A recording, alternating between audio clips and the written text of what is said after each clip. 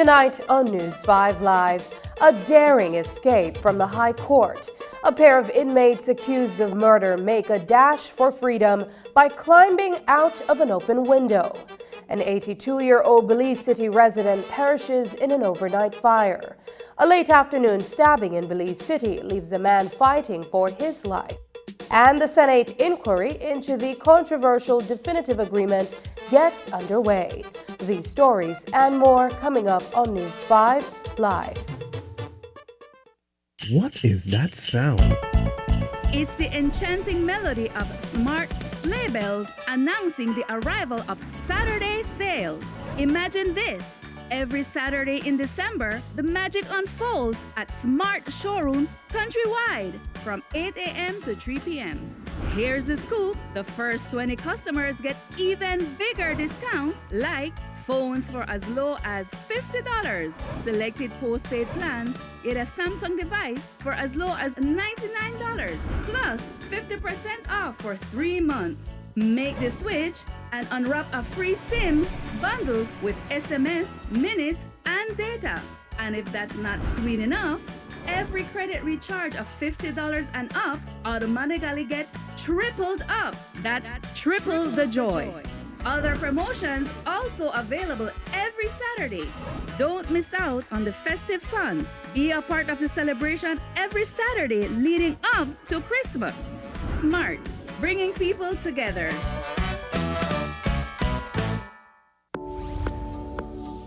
It's an massive season with massive deals and rewards at Penny's. From now through December 31st, earn double B-Bucks on store-wide purchasing every Friday and Saturday.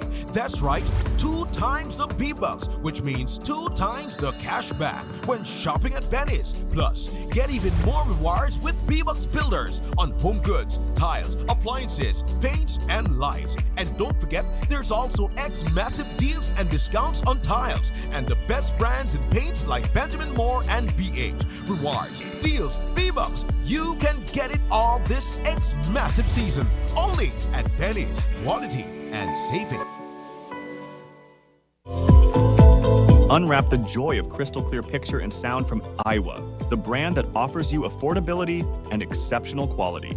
Aiwa has a wide range of exceptional products to choose from, such as TVs, speakers, headphones, home appliances, and much more at affordable prices that won't break the bank.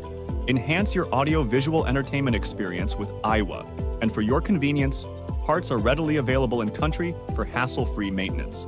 You can find Aiwa products at your local electronics store countrywide. This Christmas, choose Aiwa, the best in home entertainment and household appliances.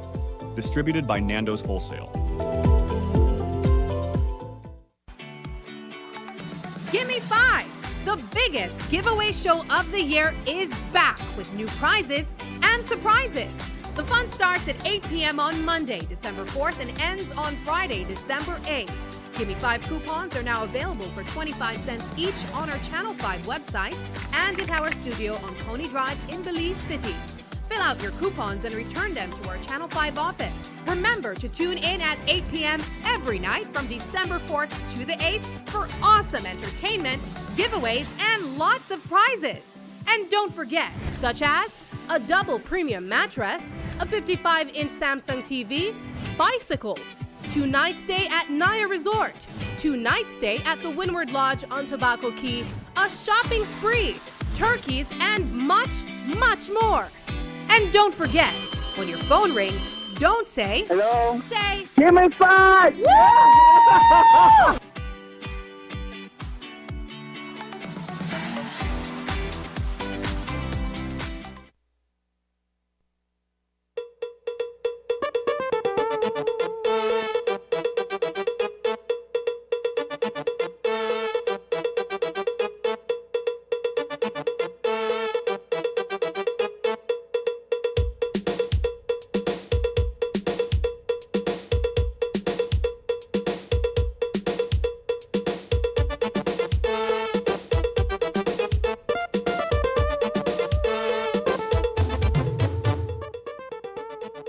Good evening and welcome to News 5 Live for Tuesday, December 5th. I am Sabrina Daly. A daring escape from the High Court earlier today has stunned many in the judiciary, exposing the vulnerabilities of the existing justice system. This morning, 3 persons were taken over to the courtroom number 3, including accused murderer Hildebrandt Codd and Jesse Mejia. Inside the adjoining jury room, the men were relieved of their handcuffs and made to wait until their matter was heard.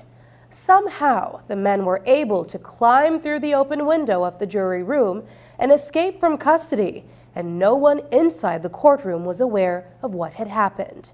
News 5's Isani Cayetano was at the courtroom this morning, awaiting a decision in the murder trial of Hildebrandt Codd when he learned of what had transpired. Here's our first story. Shortly before 9 o'clock this morning, a pair of men, shackled at the wrists, alighted from a prisoner van and was escorted to courtroom number 3, the chamber of High Court Justice Ricardo O'Neill Sancroft. As they made their way toward the building adjacent to Battlefield Park, one of the inmates was greeted by his children before being frisked by a security guard on duty. Together, the men entered the empty courtroom where they were led to another section of the building that is reserved for jury deliberations. They were then uncuffed, left alone and made to wait for an hour before the proceedings began. In the case of 36-year-old Hildebrandt Codd, he was there to learn his fate as he stands accused of the murder of Densmore Bowman. During that time, Codd and Jesse Mejia, who was also in the jury room, saw an opportunity to liberate themselves from custody. Freed from their shackles, each man climbed through a window in the jury room and made good his escape, while we all sat in the courtroom waiting for the session to begin.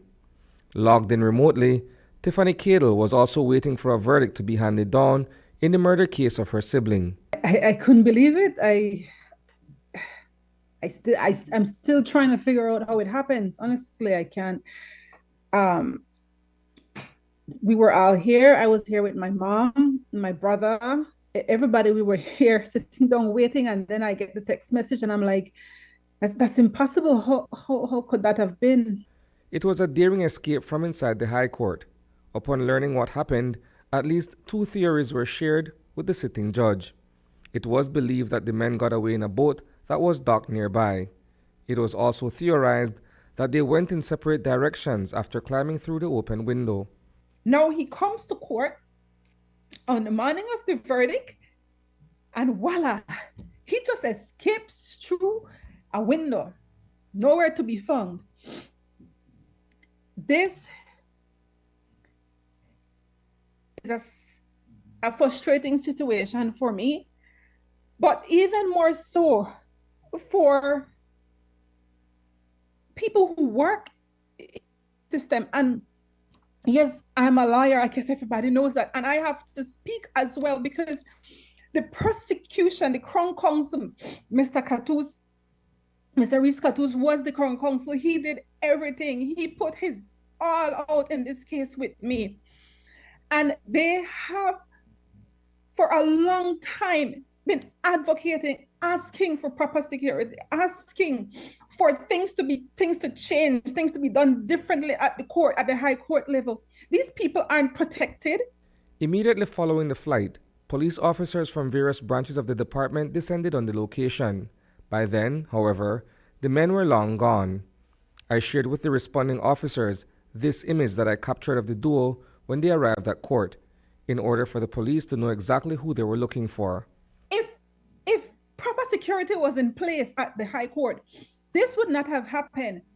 Now, all of us have to be in fear of our lives because he knows who we are. This gentleman has nothing to live for. He is a cruel human being. He is a heartless individual.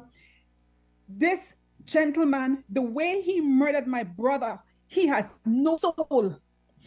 There's nothing in him. And he have no reason to not want to harm me or harm members of my family or even harm members from the prosecution. If he should get the chance to do so, there is nothing to stop him.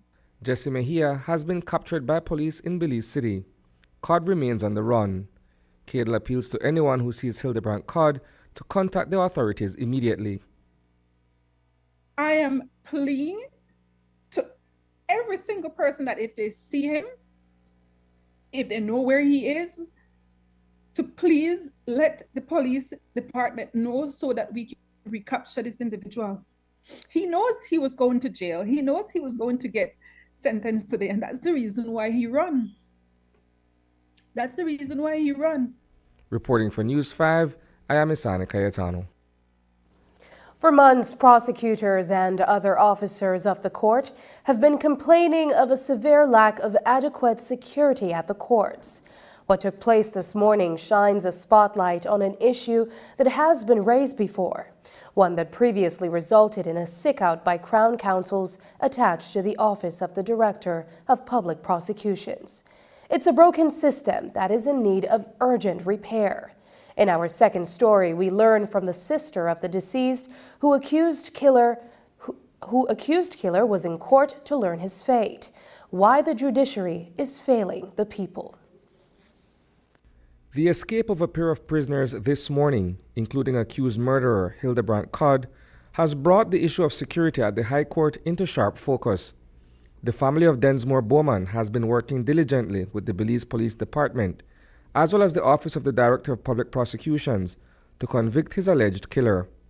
What transpired in court today was a colossal failure that exposed the vulnerability of the justice system. I just hope that this situation is a wake-up call to the justice system, to those who are up there, for them to see what's happening down here. From the time my brother went missing until the time we found him, if it was not for the work that I had to put in to get this individual to court, we would have had no justice, none. We wouldn't even have found that body. Nothing would have happened. And now for me, my family to have gone through all this, we did all this work, and now to get to this stage, and the gentleman just disappear, just escape. As it stands, the High Court is manned by private security officers, none of whom carry a firearm to protect persons accessing the courts. It's a complaint from prosecutors that resulted in a mass sick-out at the start of the High Court session on September 18th. The issue recently reared its ugly head once again last week, despite the Attorney General's ministry passing it off as misinformation. In court today, Attorney Alifa Ellerington, head of the prosecution branch, described the challenges of transporting inmates from one court to another. With the lower courts presently situated on Coney Drive, ferrying prisoners to Regent Street or to the Charles Bartlett Hyde building is a logistical nightmare, as the department has only one vehicle to do so. Likewise, with renovation taking place at the former Supreme Court building that was badly damaged by Hurricane Lisa last year, the holding cell that was on the lower flat is no longer being used. Therefore, prisoners are temporarily housed in the jury rooms. When we inquired why inmates aren't cuffed while inside the courtroom, News 5 was informed that it is a court-wide policy across the country that all inmates must be freed of their handcuffs upon entering the courtroom. am part of this system. I'm part of this justice system, and people always ask me, Ms. Cadle, do you practice criminal law? And I said, no, I don't practice criminal law. I don't want to practice criminal law. The system is just, it's a mess, and it needs to be fixed. It needs to be fixed. We need to fix it. I mean, this is not right. Nothing, everything about it is not right. From everything is just, it's unbelievable. I can't tell you how much this has caused us a lot of pain, and I guess there is no end to our pain, because it doesn't hurt the ones who are in the position to make this decision. It doesn't hurt them. They are not the ones who are feeling down here. In another strange twist that happened earlier in the case against Hildebrandt Codd, Tiffany Cadle explains how close they've come to a conviction, despite the law enforcement and justice systems almost failing them. I did everything. I provided all this information to the police. When we went to trial, those videos were still not in there. If it wasn't for the witness and myself, we would not have been able to get a conviction, because that was on the basis. That was the basis of how we were probably able to convince the judge that he is the one that murdered my brother. Yes, the verdict has not been handed down, but we were almost 90% sure we got a conviction, because there was no way. He himself took the stand. Hildebrandt Codd himself took the stand and confirmed every single thing that we have said to the court, that he was with Densmore Bowman. According to Cadle, an attempt was made to abduct the witness who was set to take the stand against Codd during the murder trial. The night before the witness was supposed to take the stand, the family kidnapped her to prevent her from testifying. She called me at 2:00 in the morning, asking me for help because they've took her from her house and they were going to transport her to PG. So she wasn't able to come and testify. We ended up contacting the police at 2 or 3 o'clock in the morning, myself and my partner. We contacted the police. The police went and picked the young lady all the way up in San Jose. This is the witness that we had asked them to protect for us. Pick her up all the way in San Jose, going to bring her, transported her. The police transported her to Crooked Tree Junction. We then went to Crooked Tree Junction, picked the witness up, and I had to put the witness in protection. I had to pay for that from my money. There was no protection. We asked for it. Reporting for News 5, I am Isani Cayetano. The family of 82-year-old William Watts is having a hard time tonight, processing two tragedies. The upper flat of his house burned down early this morning, and he was found dead inside. Fire officials were called before 4 this morning to the location at corner Zericote and Bannock Streets and managed to prevent the fire from spreading to other properties. They are awaiting the results of the post-mortem to determine whether Watts had died before the fire actually started from a television set that was left on for an extended period of time. A resident of Bannock Street told News 5 that the last time she saw her elderly neighbor was 2 days ago. She expressed a great sense of loss for the courteous neighbor who came religiously to put out their garbage twice a week. Here's that story. When we arrived at number 30 corner Bannock and Zericote Streets this morning, the upper flat of the two-story house in which 82-year-old William Watts had passed away was locked shut. All that was evidence was the scorched front portion of the residence where the fire started. Watts' neighbor, Sharon Tillett, told us off camera that he was a kind soul who helped them to put out their garbage twice a week. He used to take out my garbage. I used to give him lunch, breakfast. We quarrel. We're friends again. The other day he got sick. I gave a hammer for them to get in.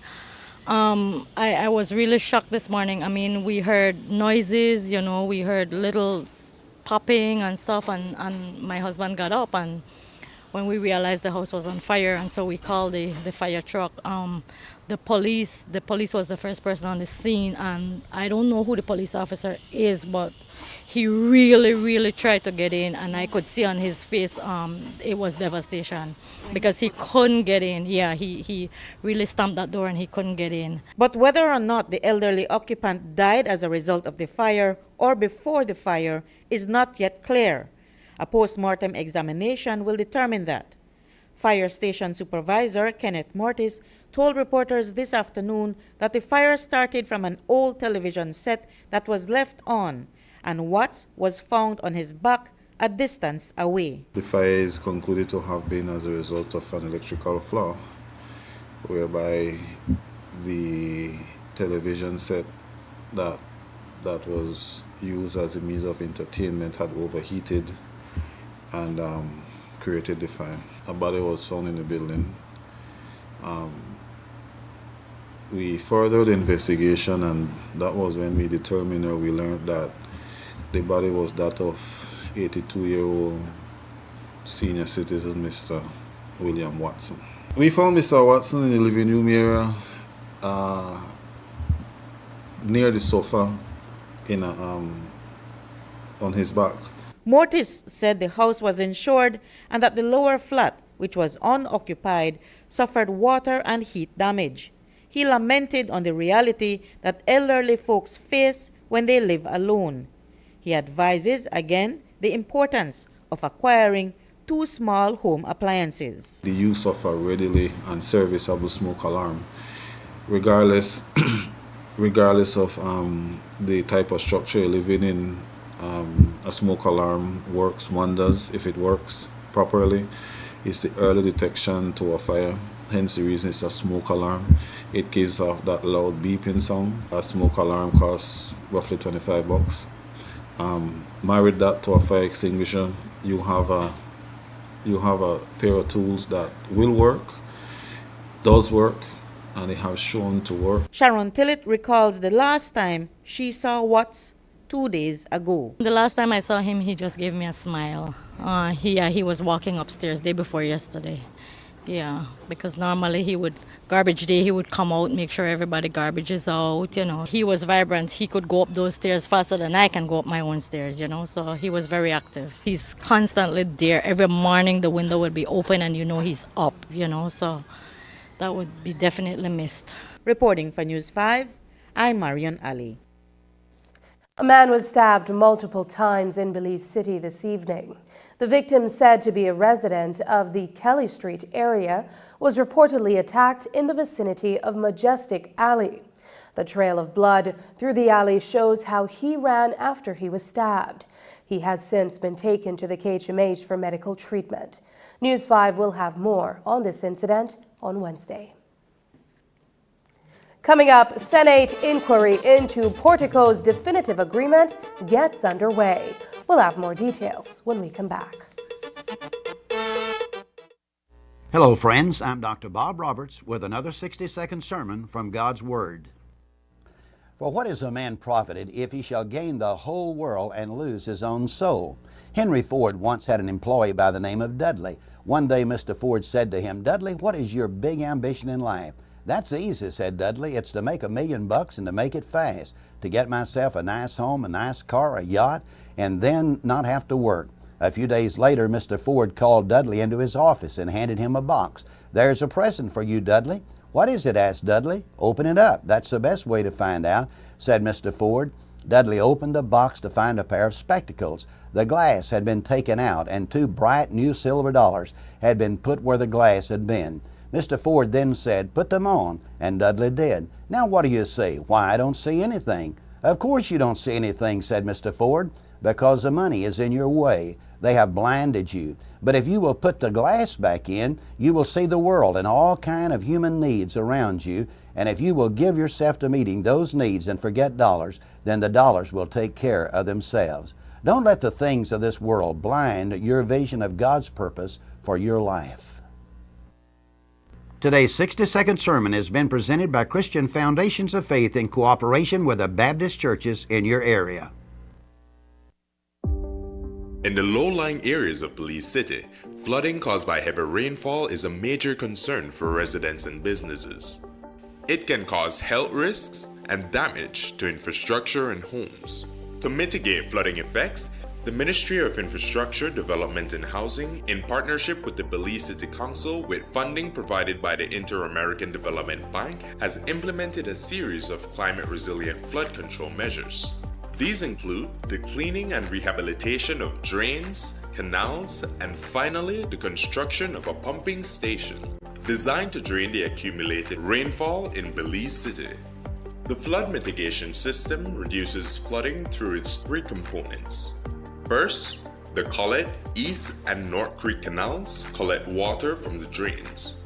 Next, there are 5 sluice gates, 1 at each of the canals and 2 at the pump station that can be raised or lowered to control the flow of water.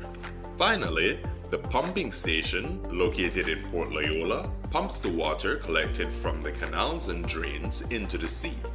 And while this means the pump station can greatly reduce the risk of flooding, we must all do our part to keep the system working effectively. It's of utmost importance that Belize City residents dispose of their garbage properly and keep the waterways clear. No more clogged drains. With the new pump station and our efforts as a community, we can reduce the impacts of flooding in downtown Belize City.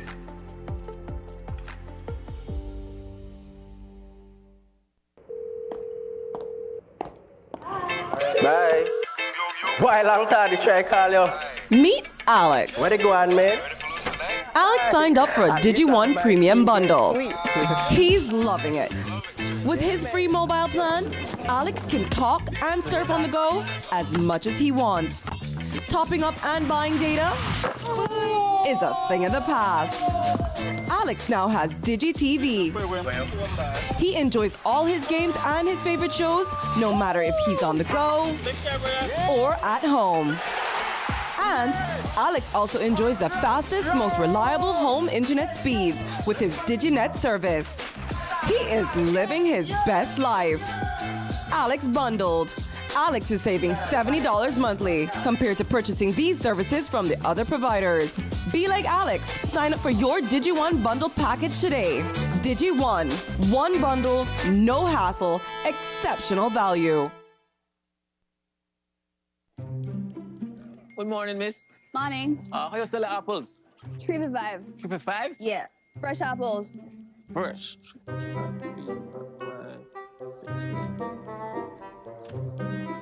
Good morning. How much? Sell off for 15,000. For interested, I could go for 14. 14? Perfect. 14. 14. Perfect.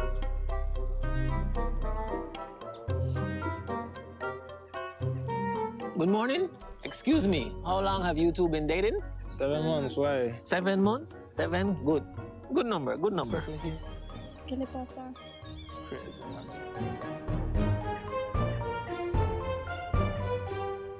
I got it. I got it. No, my Bolito number is ready. Bolito and Sunday Lottery returns December 1st, 2023 with the first draw scheduled for Sunday, December 3rd at 10 a.m. sharp. Fui fun, fui profits, fui Bolito. Gimme 5! The biggest giveaway show of the year is back with new prizes and surprises. The fun starts at 8 p.m. on Monday, December 4th, and ends on Friday, December 8th. Gimme 5 coupons are now available for 25 cents each on our Channel 5 website and at our studio on Coney Drive in Belize City. Fill out your coupons and return them to our Channel 5 office. Remember to tune in at 8 p.m. every night from December 4th to the 8th for awesome entertainment, giveaways, and lots of prizes. And don't forget, such as a double premium mattress, a 55-inch Samsung TV, bicycles, 2-night stay at Naya Resort, 2-night stay at the Windward Lodge on Tobacco Key, a shopping spree, turkeys, and much, much more. And don't forget, when your phone rings, don't say, hello. Say, Give me 5!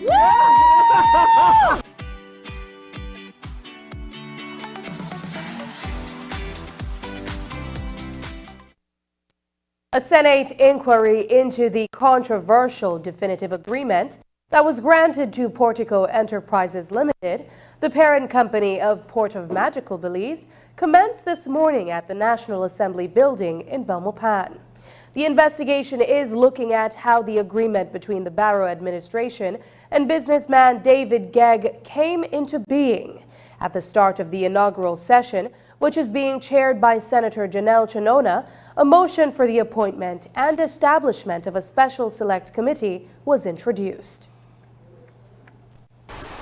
I am directed by the clerk that the first order of business of the public hearing is to read in full the motion.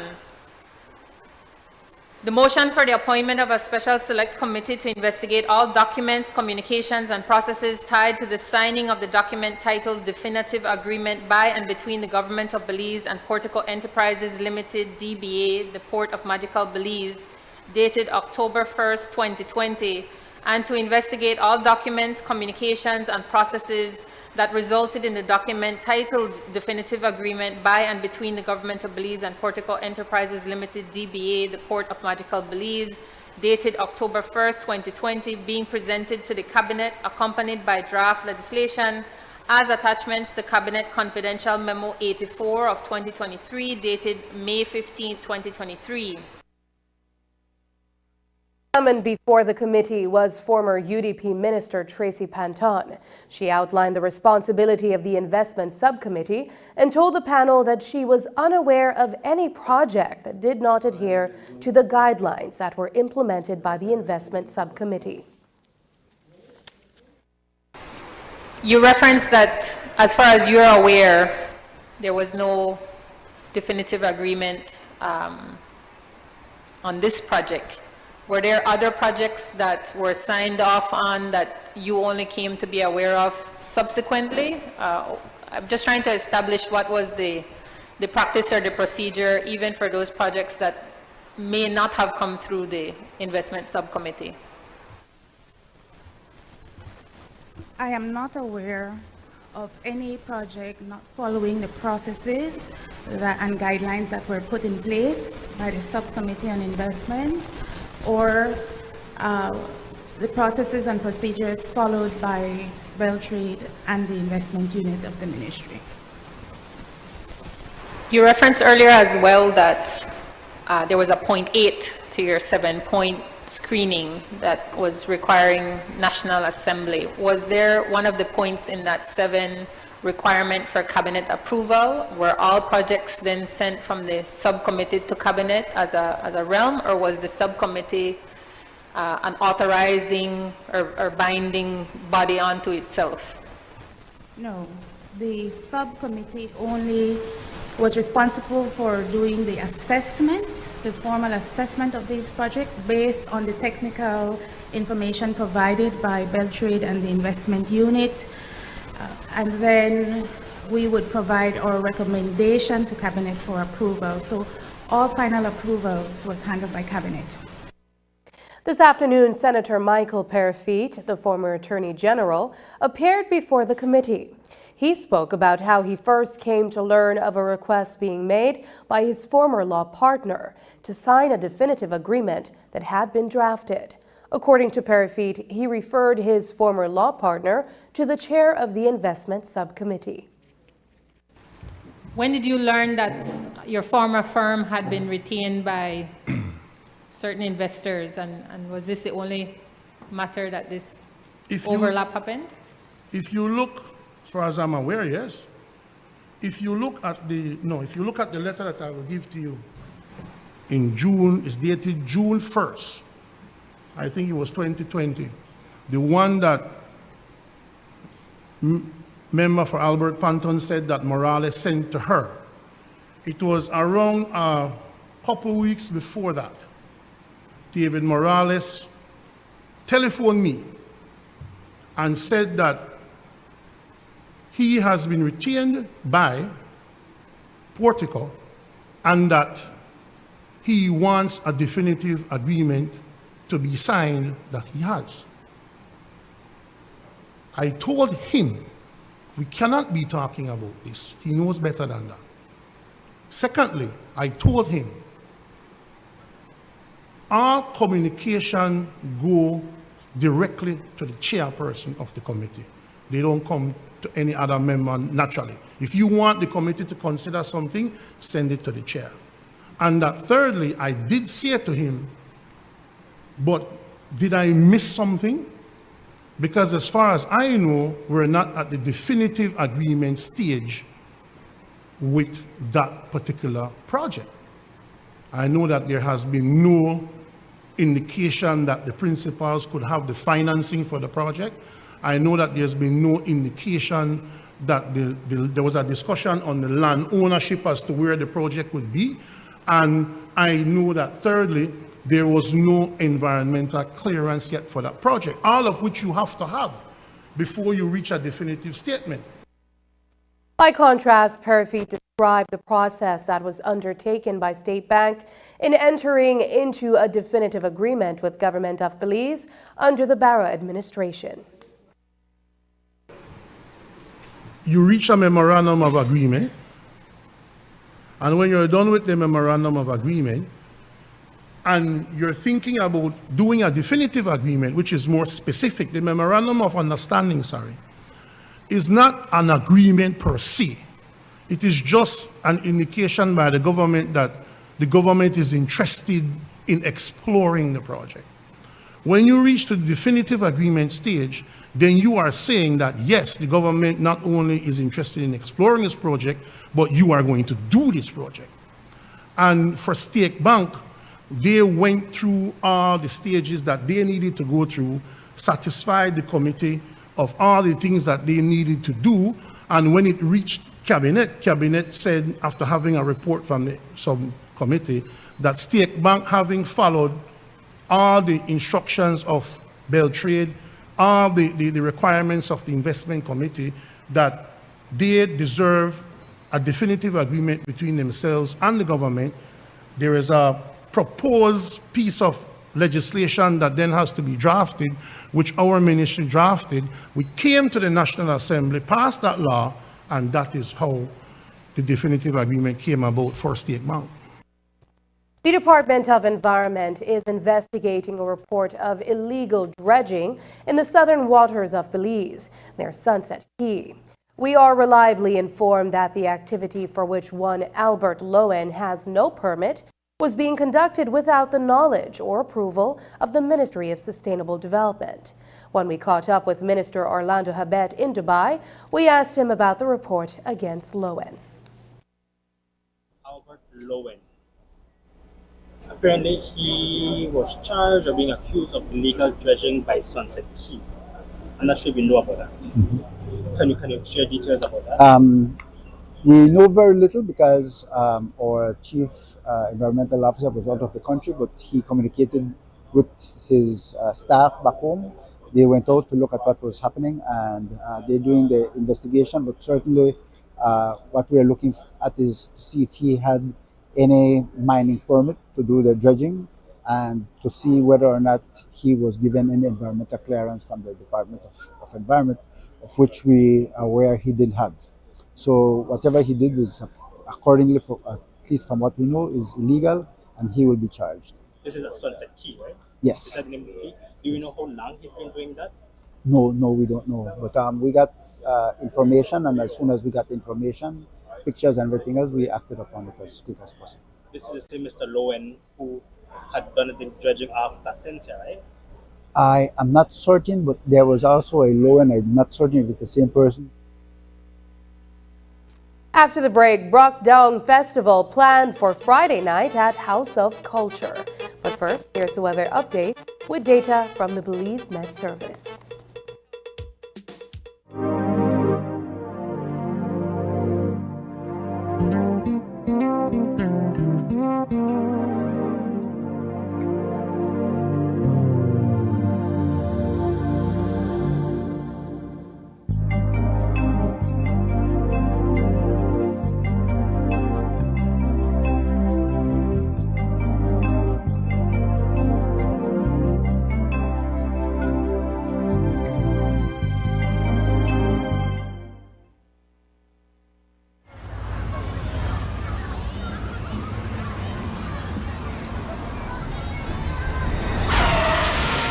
You have been a safe driver all your life when an unavoidable accident happens.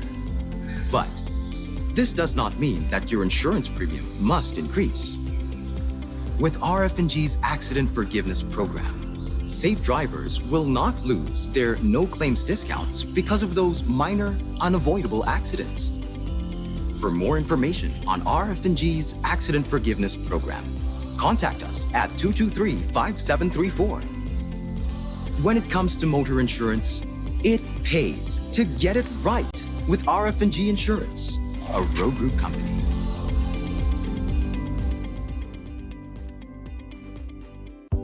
Shop smart for your Samsung devices in Belize and enjoy benefits you won't get anywhere else. When you shop locally for your Samsung, all your devices will be covered by a 1-year local warranty. You won't get that when shopping with the other guys. When in doubt, always look for the Cellular World seal to know you're getting the real deal. Shop with confidence and enjoy your Galaxy knowing that it can be repaired locally at our Samsung Service Center by certified Samsung technicians using original parts and machinery. Even better, enjoy the best LTE experience in Belize knowing that your Samsung devices are compatible with major local carrier networks. Get the ultimate Samsung Galaxy experience only when you shop from authorized Samsung resellers nationwide. We value your loyalty. Join our Sprinter Rewards program by contacting us today on the web at sprinter.bz and start earning points towards award travel. Sailing 5 or more segments a month gets you bonus points. So what are you waiting for?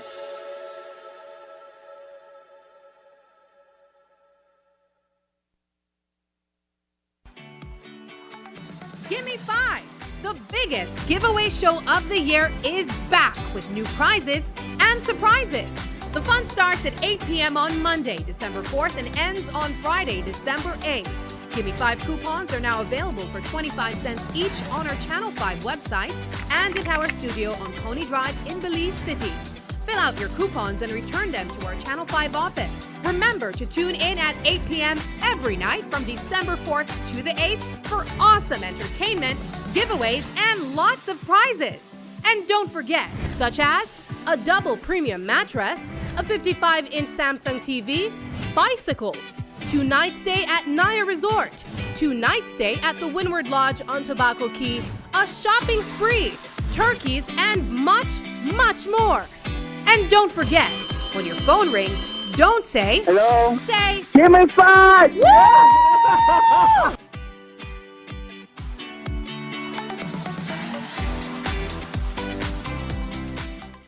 Yes, I give her 50 times ending that me have to pay. Where you going, bruh? The who they stress you out again, Namule? Boy, I don't believe I the fool again. Again? But I mess up this time for real. You really want to? Yes. I want yeah. Can't make it a big deal. We know what that. I know how you going now. Oh man. You really want to? Yeah. Take my plan and I give her. I take my plan and put it in a name. In a name? Wait, so tell me something. You still pay for this plan? Yeah. But hear this. This plan, I can't left this plan. Smart Belize. This plan, I can't left this plan, yeah. This plan, I can't left this plan. Postpaid plan. This plan, I can't left this plan. With Smart Belize, it's unlimited data.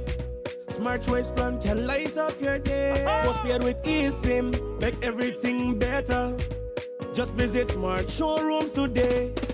Boom! I can't left this plan. I can't left this plan. Can't left this plan. I can't left this plan. Affordable for everyone. I can't left this plan. The postpaid plan, cause the data really strong. You know why? Listen, for the best post and prepaid. You know that Smart got you back. My bad. Wrong commercial. She could left me for another man. The truth, once I have my plan, once I have my Smart Plus plan, and no worry cause the data strong. I know when you bleed, cause that's all I need. And you could tell me where you are, but I know I left this plan. Smart have the best services. We post your plan have everything, so you could talk and text unlimited. Come set up your group, we got share plan 1 and 2. Up to 10 friends can connect anywhere.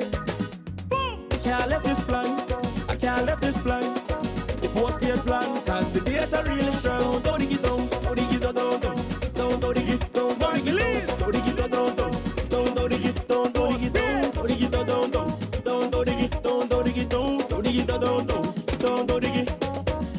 Smart, bringing people together.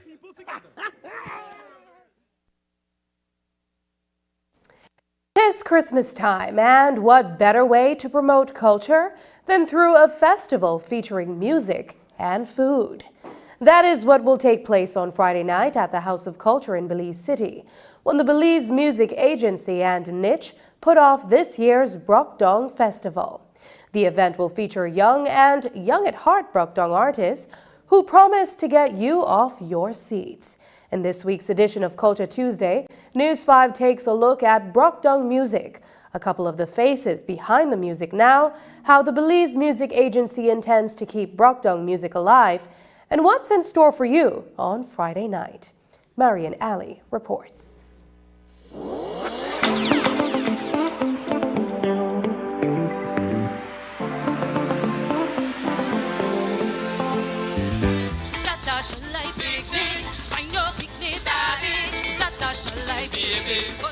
The rich, vivacious sound of Brokdong will fill the air at the House of Culture on Friday night as a list of artists grace the stage to bring you the best of their Brokdong albums, including some interpretations of hits from the late great Mr. Peters and Leela Vernon. Harrison Doggy King Bruce and Terry Brokdong Gal Ledland are lined up for performances on Friday night. My favorite song is When Belize Gal Come Out. When Belize Gal Come Out, then I'll come out fi play. Or I got Belize down my tongue, so don't you mess around. Nobody could get we on fire. That's my favorite song from.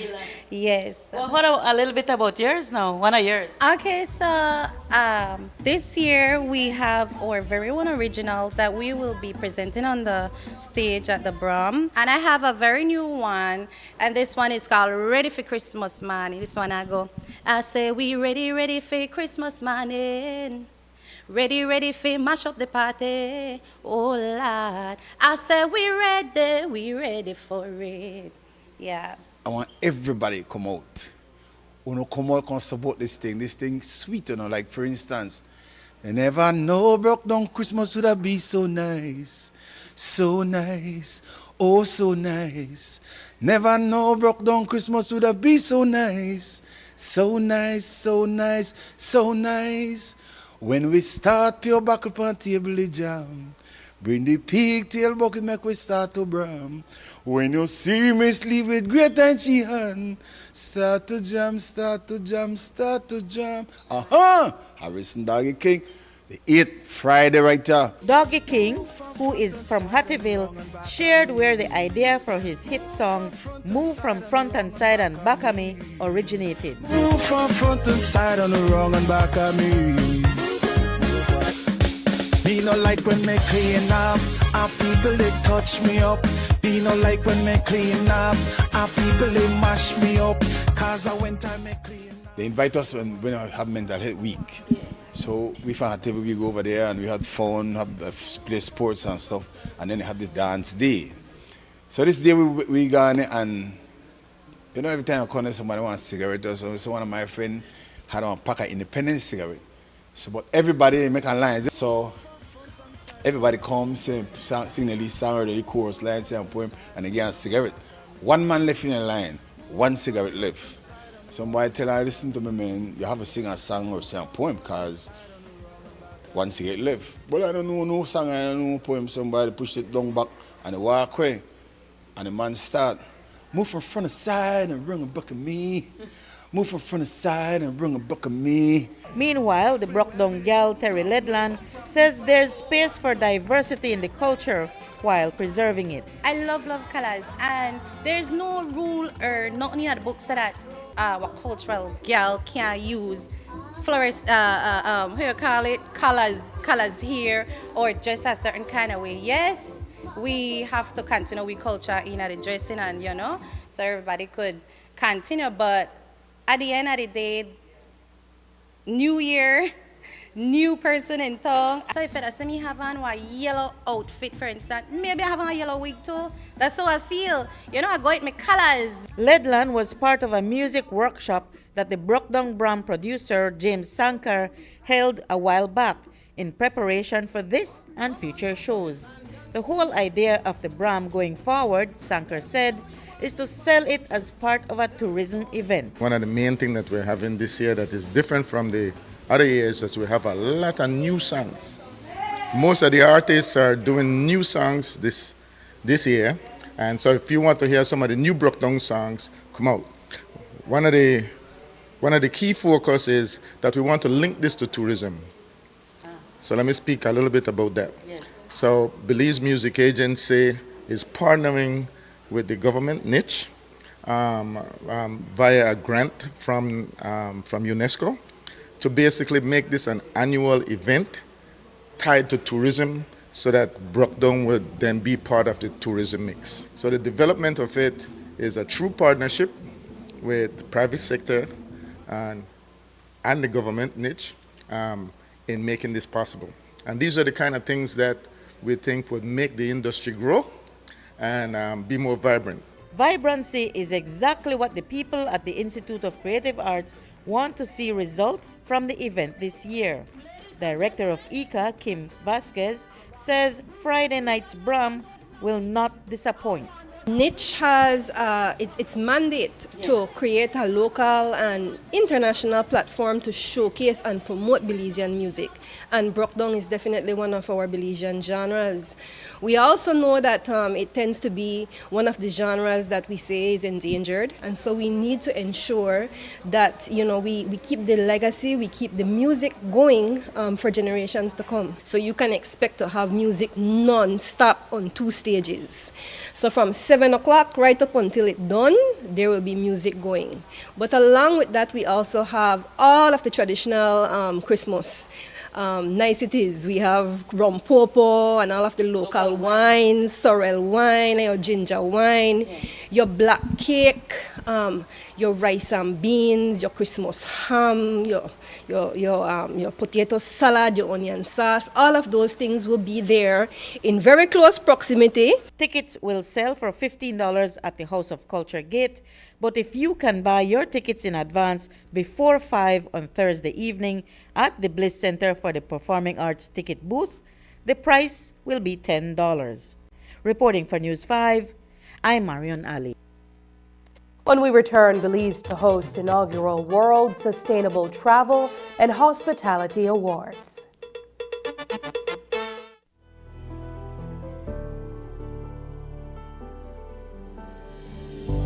Safety isn't expensive, it's priceless.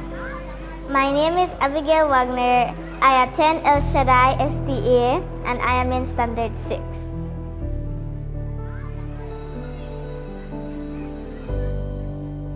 Safe values and attitudes are very important in one's personal life because it teaches us to learn to be responsible for our actions.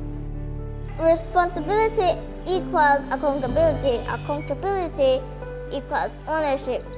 And a sense of ownership is the most powerful thing a team or organization can have.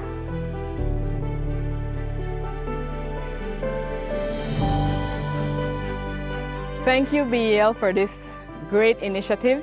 It is a benefit for both students and also families and also our school. We want to use some of the funds to fix our computer lab. We have our electrical, we need to change the wiring in our building. I feel so happy that I can help my school because they really need the help. I would like to thank BEL for giving me the opportunity to challenge myself and to have the experience.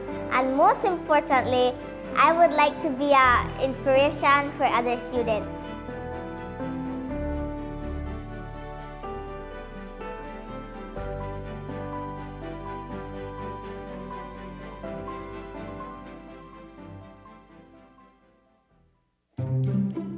Good morning, miss. Morning. How you sell the apples? 3 for 5. 3 for 5? Yeah. Fresh apples. Fresh. Good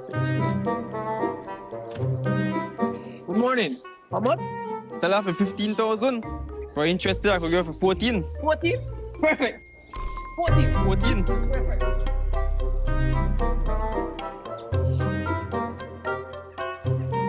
Good morning. Excuse me. How long have you two been dating? 7 months. Why? 7 months? 7? Good. Good number. Good number. Crazy, man.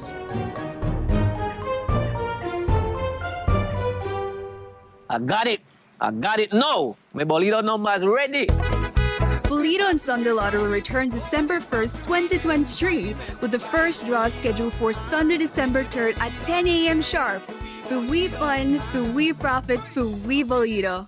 Daddy, buy me one Carol Consomme. Carol Consomme. Carol, Mr. Sam, give me a... You want egg? Oh, you want consomme? Carol Consomme. Carol Consomme. The best taste and the best price. Less fat, more flavor. Carol Consomme. Available in packets for only 20 cents and a half-pound jar for only $2.75. Less fat, more flavor, more savings. Give me a... Carol Consomme. Taste the savings. Love the flavor. Available at 88 Shopping Center, Publix Supermarket, TJ Supermarket, Ming Superstore, Sugar City Supermarket, and you can also find it at your favorite supermarkets near. I'm connected. Yo. I'm connected. We're connected. Create the perfect broadband bundle that fits your style with Smart Connect. With the Junior Bundle, get 50% off your national calls and up to 6 gigabytes of data at no extra cost. Get postpaid added for an additional cost of only $25 with the Prime Bundle. Stay connected with unlimited smart-to-smart calls plus 6,300 megabytes of data and free international minutes. For the family, pay $28.13 more and get the Binge Watchers bundle with Netflix. This bundle gives you 4 profiles with unlimited streaming on multiple devices. Visit a showroom near you to sign up and personalize your own bundle combination with Smart Connect. Smart, bringing people together. Gimme 5! The biggest giveaway show of the year is back with new prizes and surprises. The fun starts at 8 p.m. on Monday, December 4th, and ends on Friday, December 8th. Gimme 5 coupons are now available for 25 cents each on our Channel 5 website and at our studio on Coney Drive in Belize City. Fill out your coupons and return them to our Channel 5 office. Remember to tune in at 8 p.m. every night from December 4th to the 8th for awesome entertainment, giveaways, and lots of prizes. And don't forget, such as a double premium mattress, a 55-inch Samsung TV, bicycles, 2-night stay at Naya Resort, 2-night stay at the Windward Lodge on Tobacco Key, a shopping spree, turkeys, and much, much more. And don't forget, when your phone rings, don't say, hello. Say, Give me 5! Yeah!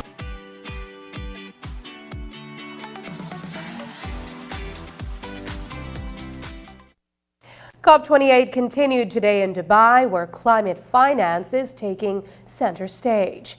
It is crucial for adaptation, addressing damages, and achieving low-carbon development. The urgent need for mitigation is underscored as vulnerable nations face escalating impacts.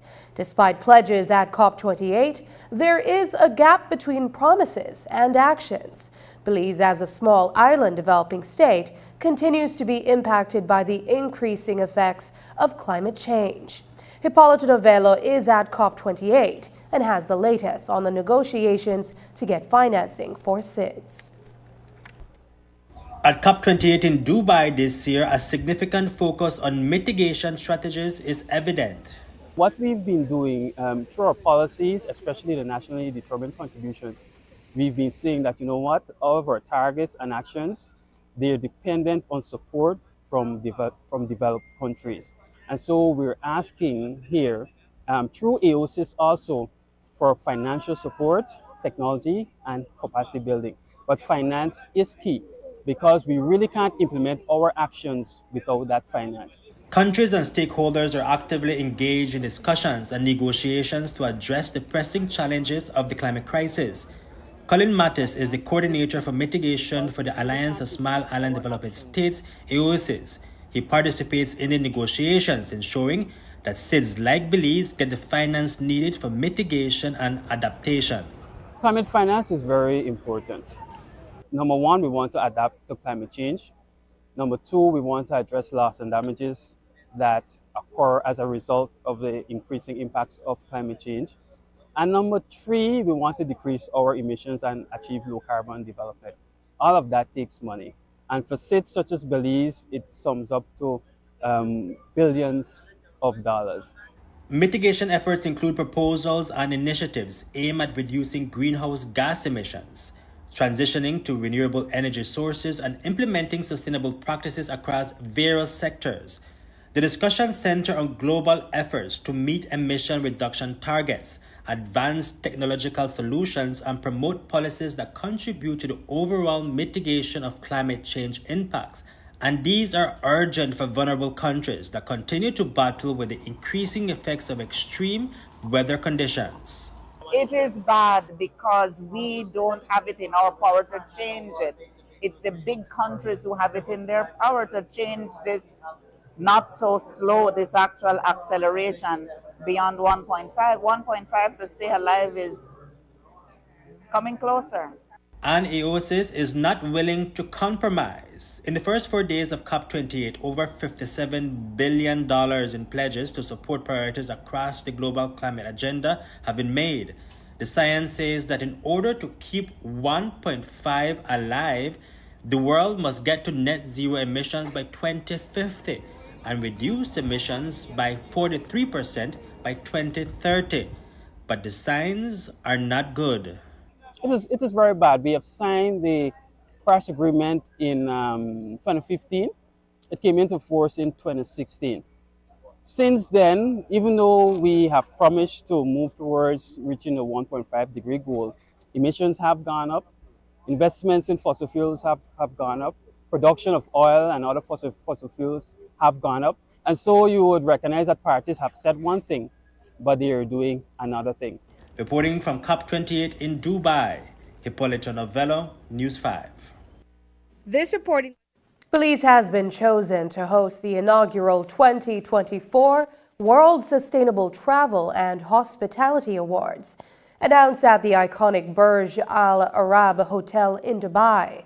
Recognized for its commitment to responsible tourism, Belize aims to showcase its sustainability practices on the global stage through this event.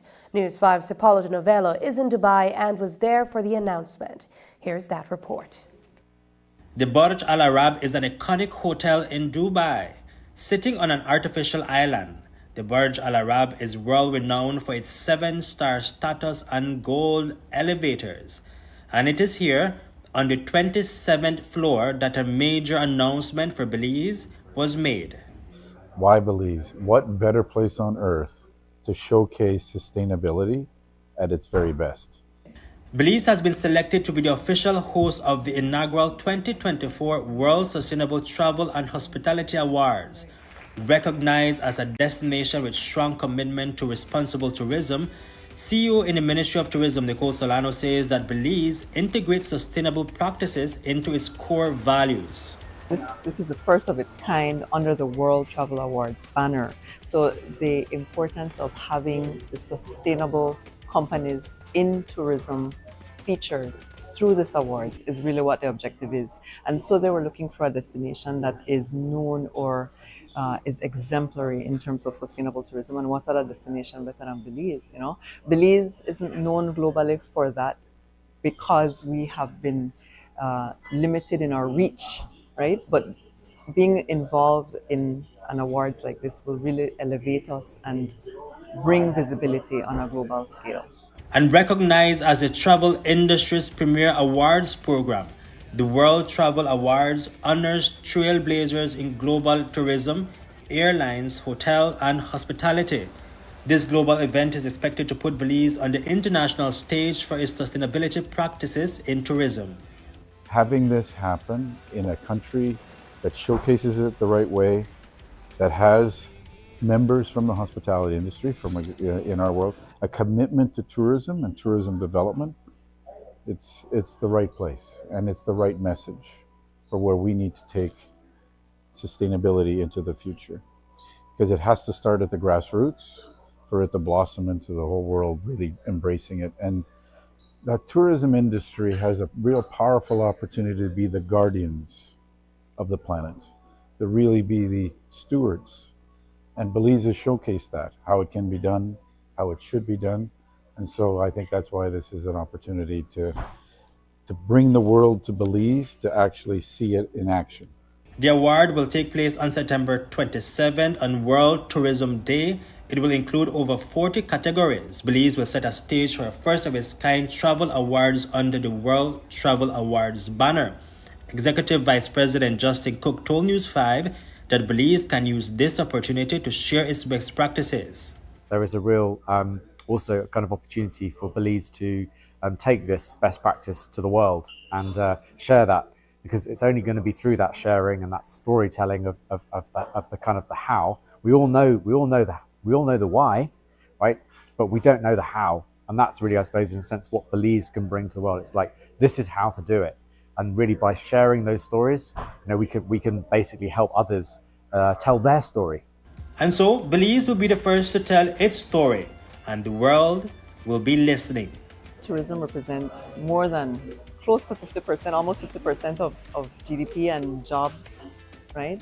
So we know that we're on a growth path for tourism, and we're on a sustainable growth path for tourism in Belize. And so being able to host an award like this will elevate our name, brand recognition, and of course the ultimate objective is to increase tourist arrivals, build infrastructure, encourage additional airlift. Right now we don't have airlift direct out of Europe. We need to expand into new markets. The US is still our main market, but there's a lot of potential with a lot of new markets out there, and we have to continue to build relationships and continue to collaborate and look for opportunities for Belize, right? Reporting from Dubai, Hippolyta Novella, News 5. Up next, Niche reintroduces revamped Belize Culture Fund.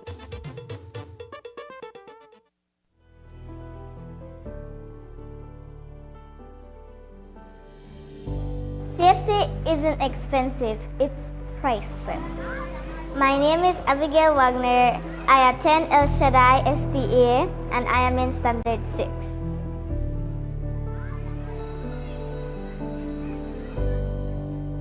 Safe values and attitudes are very important in one's personal life because it teaches us to learn to be responsible for our actions.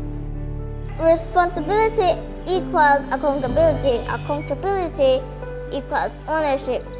And a sense of ownership is the most powerful thing a team or organization can have.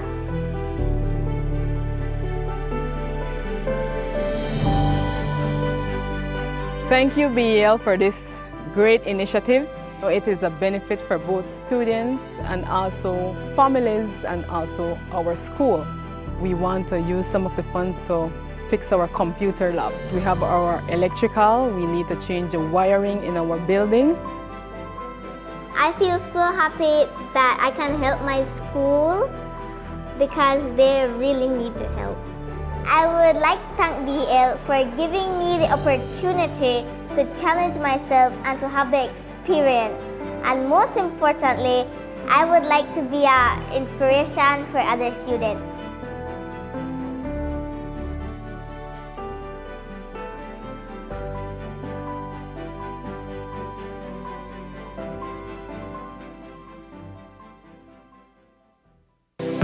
Let's take a journey through the core functions of the Social Security Board. It all starts with registering as an insured person, employer, or self-employed individual. Sign up for a portal account to manage your Social Security information online. Just provide accurate information and click Create.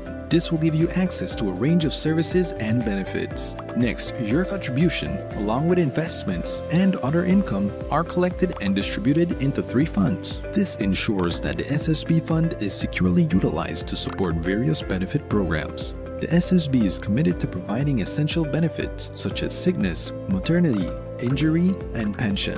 These benefits are paid out to eligible individuals as a part of the Social Security coverage. We help you navigate through life's challenges with financial security. Annual surplus accumulates to grow the fund each year. This surplus is invested into various industries, contributing to the growth and development of our nation. With each passing year, the fund continues to grow due to the annual surplus and interest revenue earned from prudent investments. This surplus, along with reserves, helps to bolster the SSB fund and provide a safety net for those in need. We've arrived at the end of our journey to better understanding how the SSB works. We remain committed to serving you and building a secure future for all Belizeans.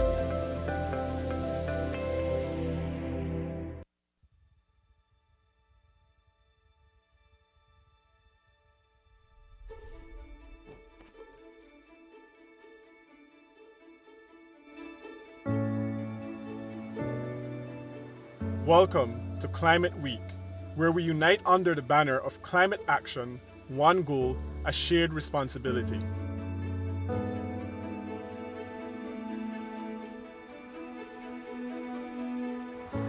In a world where the climate crisis knows no borders, we're here to emphasize that saving our planet is not an individual journey, but a collective mission.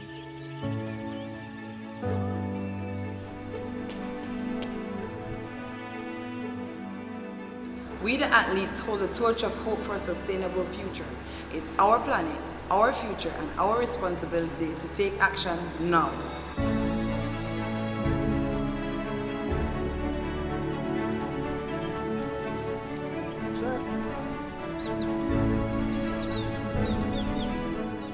Businesses are committed to reduce our carbon footprint.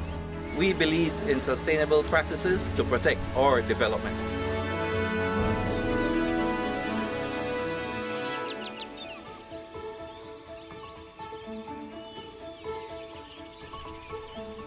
As educators, we represent the heart of our communities. Together, we can make a difference by educating our nation towards a sustainable future.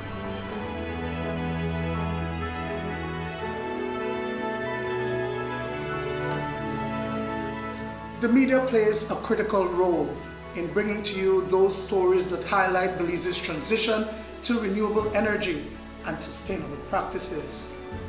In the journey to combat climate change, we have one goal: to preserve our planet for future generations. It's a shared responsibility that requires the collective effort of all. Let's rise above our differences, lift our ambitions, and work together. Because when we work together and unite for climate action, we can achieve the impossible. Join us in making this world a better place for everyone. Together, we can make the difference. Please protect our environment.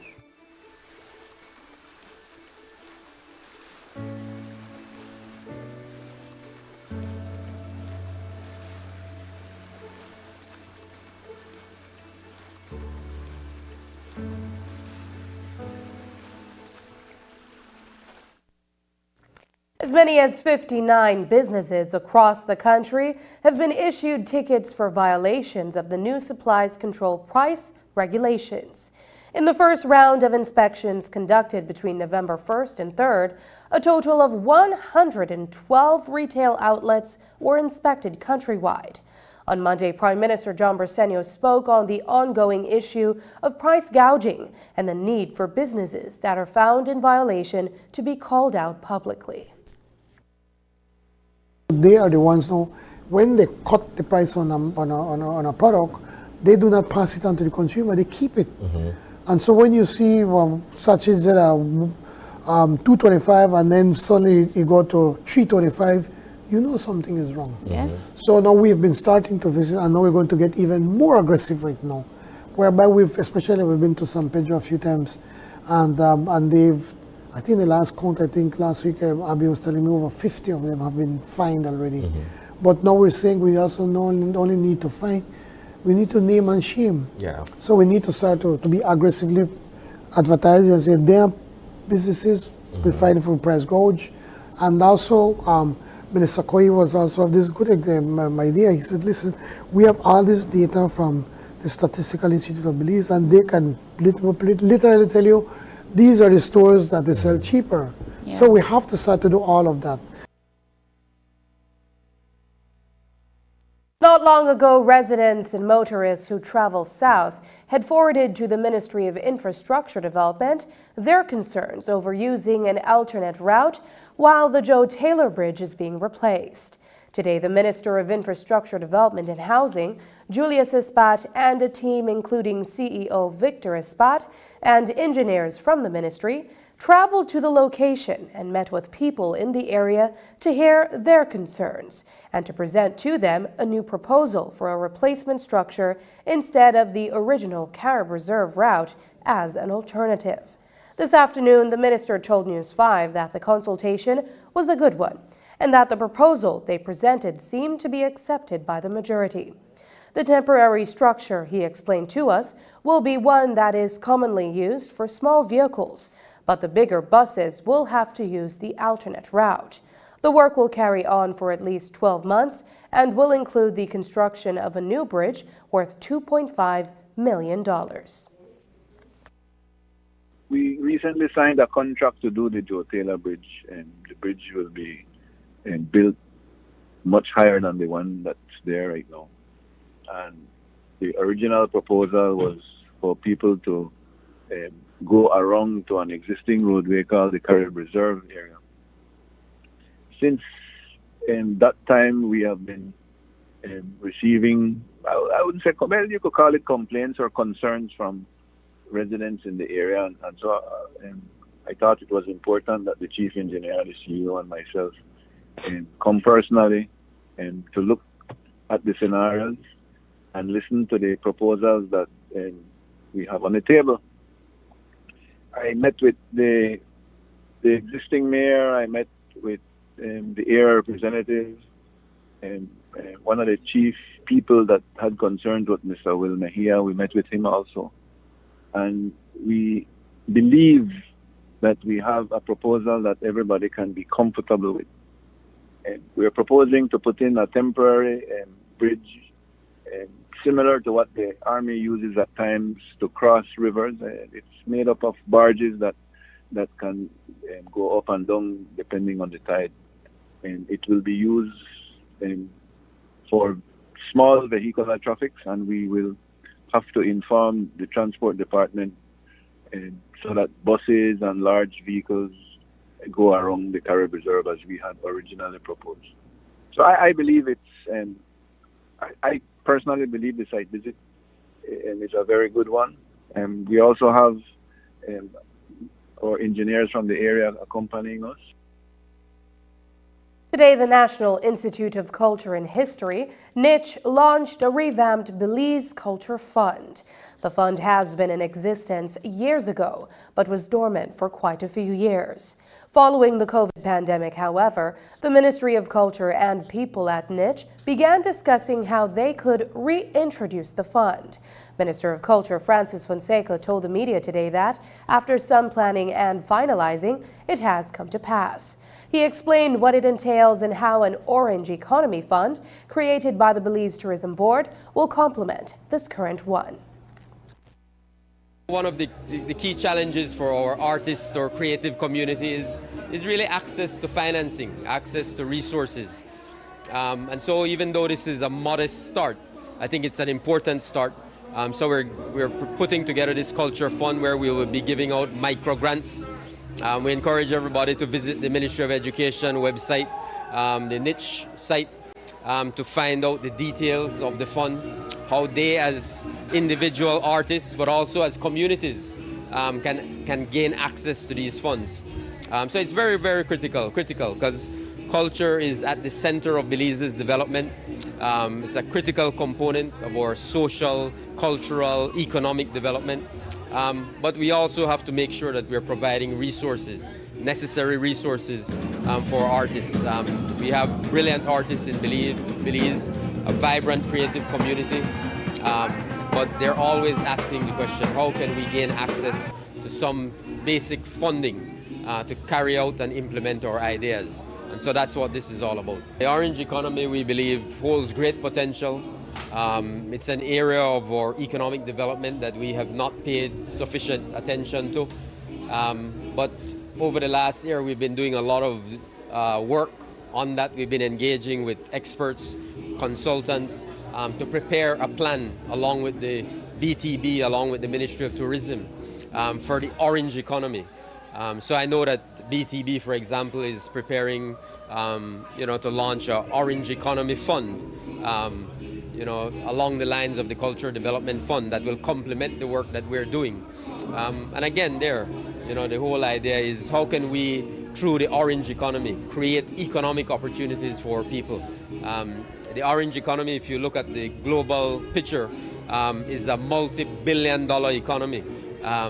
And we have not fully participated in that economy. So there's great potential for opportunity there, creating jobs, creating economic benefits. So we're excited about the future of the orange economy. And that's the news. Tonight's broadcast is available at channel5belize.com, on our Facebook and on YouTube. Don't forget to tune in tonight at 8 p.m. for Night 2 of Gimme 5. I'm Sabrina Daly. Thanks for joining us. And from all of us here at News 5, good night.